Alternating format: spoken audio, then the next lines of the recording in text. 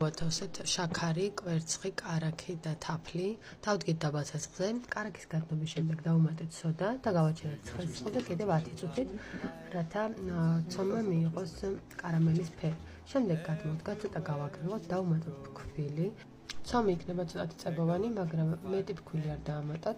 გავუყოთ 3 თანაბარ ნაწილად, დავდოთ დაფაზე და შევინახოთ მოცივარში 10-15 წუთის განმავლობაში. ცომი უფრო მეტი იქნება შემდეგ სამუშაოდ. აქვე ინგრედიენტების ზუსტ რაოდენობას დავწერთ ქვემოთ ვიდეოს საფუძვერაში. დასვენებული ცომთან მუშაობა უფრო სასიამოვნოა.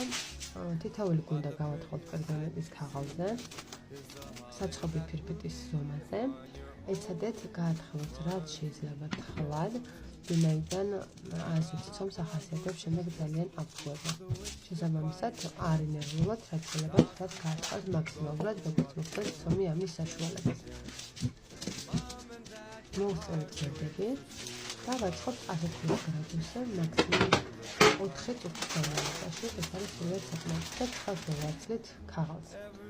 მე გამომივიდა 3 ფირფიტა შესაბამისად და გავჭერე შუაზე.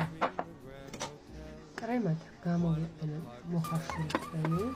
არხზე არის რეცეპტი, თუ როგორ ამზადოთ მოხარშულ კრემს, ხდება ძალიან არასწორი. ციტეზებულ შემთხვევაში გეჩვენოთ, რომ გამოვიყენოთ მოხარშული კრემი. კრემს უშავთ კარგად, არ გაგენანოთ. საფრთხემeti კრემი უფრო გონდოლდება ციტუსზე. ბოლო ფენას არ უსვავთ კრემს, არამედ ვასხავთ შოკოლადის გლაზურს, ამისათვის კაკაო, შაქარი, რძე და კარაქი მოვათავსოთ თასში და დავდგეთ დაბალ ცეცხლზე კაკაოს სრულ გადნობამდე. შემდეგ გადმოვდგათ და დავამატოთ შოკოლადის ფილა.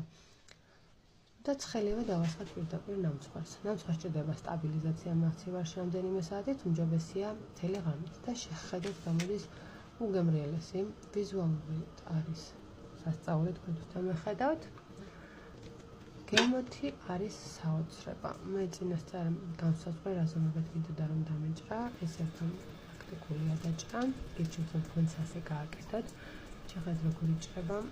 ანუ ეს ნიშნავს რომ კრემი კარგად არის ფირფიტებში გამჯდარი.